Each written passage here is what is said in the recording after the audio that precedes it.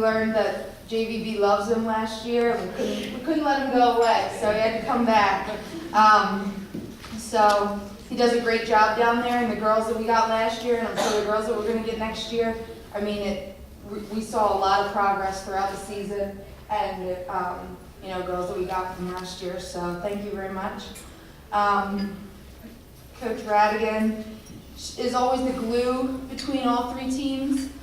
She's the head JVA coach, and she goes down and she practices with Boyd, she practices with us, and she really keeps everybody connected. So I want to thank you.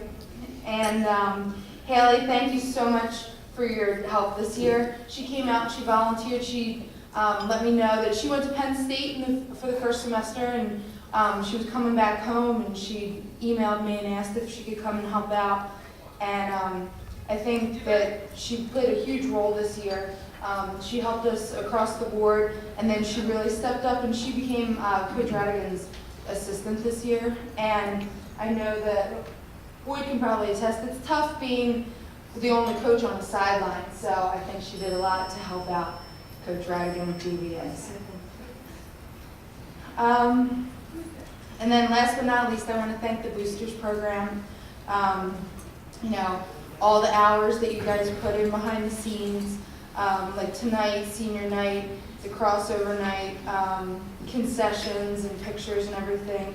So they keep me organized and, you know, keep me in the loop, and I'm very grateful for you guys, so thank you.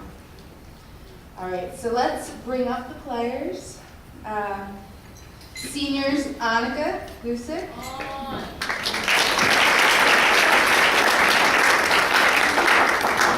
Shannon Moore. Rachel Rhodes. Al Daly. Maureen Hackenbone. Sophia Francisco. Tammy Lugans. Catherine Pickard. Quinn Sulpizio. Sarah Riley. Alexandra Hurd. Katie Schaefer. Haley Seibert. And freshman Sandra Dodgefeller. Unfortunately, we had a crew that couldn't be here tonight. Maria Carcello, Kelly Conlon, Jenna Phillips, and Maddie Smiley, all for a couple different reasons, but we obviously want to recognize them too. Sorry, yeah. All right. We ended our season this year 7-10-1. I've been coaching for 10 years, here for 4 years, and I coached 6 years before I got here. And I have never ended in a tie, so that was new to me. I know it was new to these guys. They changed the rules, so they only have 2 overtimes now in PIAA. So unfortunately, even though it was a league game and it was Westchester-Reston, we had to end in a tie. 3 of our losses were by 1 goal, so they could have swung either way. But some of the highlighted games that I think we had, Kennett Square come back and win and 1 by 1.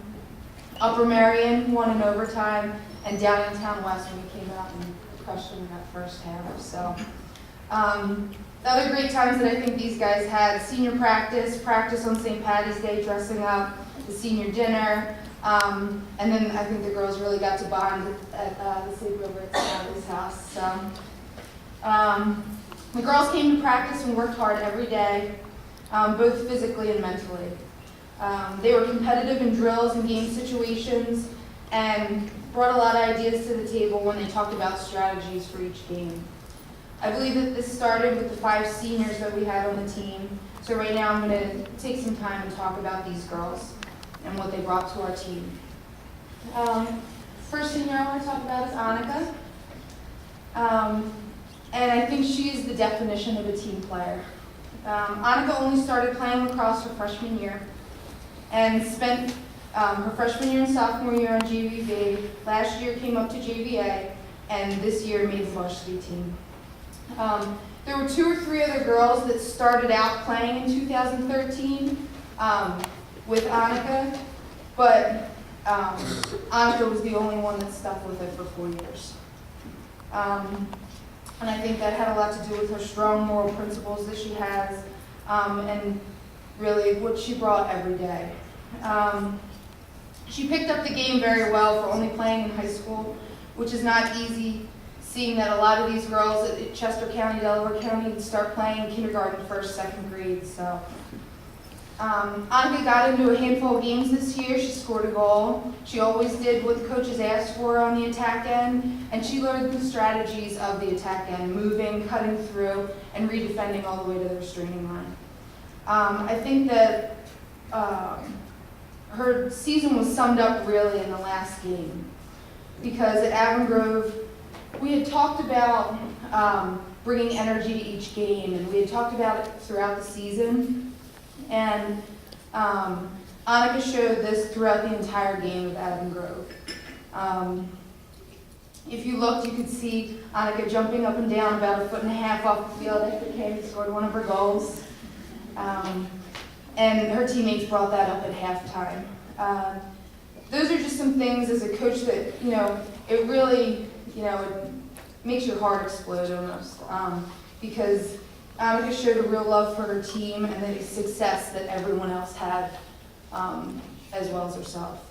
So Annika, tonight you are being awarded with our Integrity Award.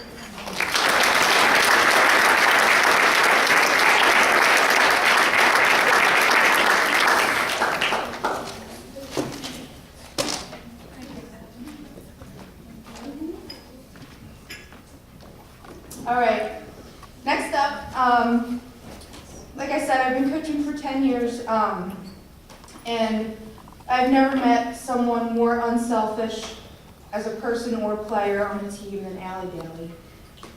Allie was not only unselfish on the field, but off the field as well. Unfortunately, we lost Allie about halfway through the season at Great Valley to a knee injury. All right, but as I said, she was always looking for a great pass inside to thread the needle and wanted to be the one to assist her teammates on the field in different plays rather than scoring a goal. She took on this role and worked hard on how she could better this every day. Before I talked about the team needing energy on the field and a constant talk of staying up during the game, she showed this in every huddle, timeout, team talk, not only when she was playing, but I think she took it to the next level when she got injured. She was enthusiastic, supportive, and wanted the best for each and every teammate out there on the field. And even with a season-ending injury, never lost that fire on the sideline.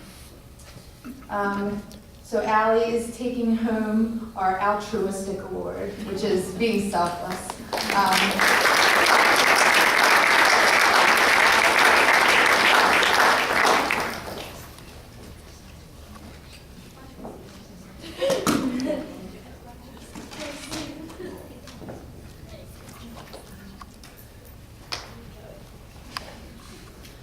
All right, Rachel Rhodes.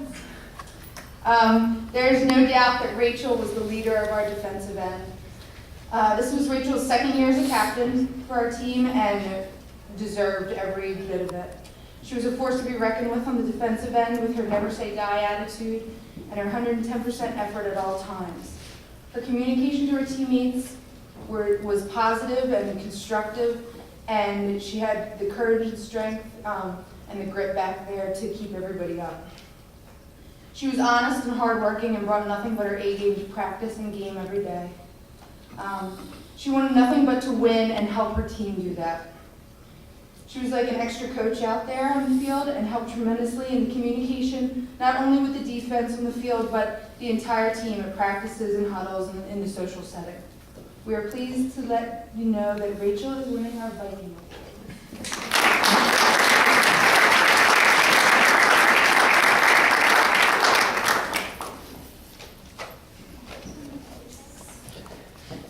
All right, and then the last senior award that I'm going to give out is our Most Valuable Player Award. Shannon Moore has started varsity all 4 years of her career, leading the team in goals, assists, ground balls, and draw controls this season. She's second team All-Chessmont as a sophomore and a junior. She scored 100 goals in her career last year as a junior and rounded out her career this year with 185 goals. If you look at girls that lead the Chessmont in goals, however, you'll look and there's 2 above her. Shannon came in 3rd. And then if you look 8 or 9 down, something that you see is that none of these girls came close to Shannon in assists as well. You may see 2 or 3 from them for the entire season. Shannon had 17. She averaged almost 3 draw controls a game, had 49 for the season. She always had ways to better the team and kept everyone working hard at all times. She was a leader as she was a captain with Rachel for the past 2 seasons. And she could take over at any point during the game in situations, and you kind of just look back in awe and, you thought, there she goes. She's going to do amazing things at Penn State next year, and as a coaching staff, I think we can't be any more proud of her. So congratulations, Shannon.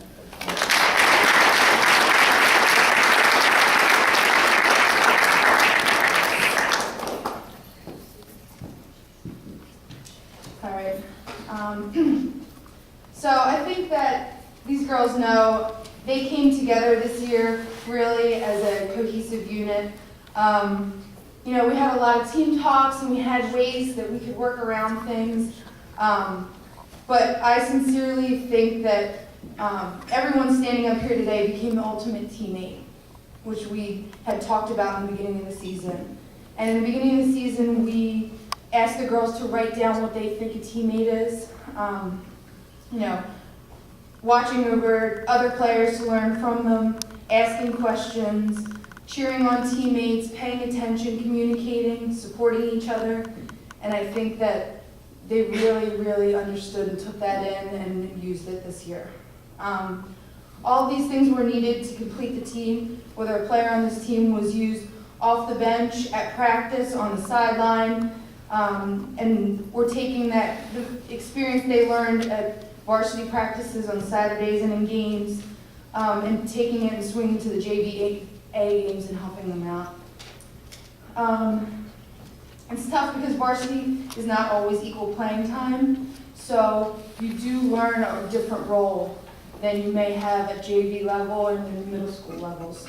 And I think that everybody, coming to practice every day and being committed, is going to help you guys move forward, not only in the game of lacrosse, but in life. So I want to thank all the players and coaches again this season.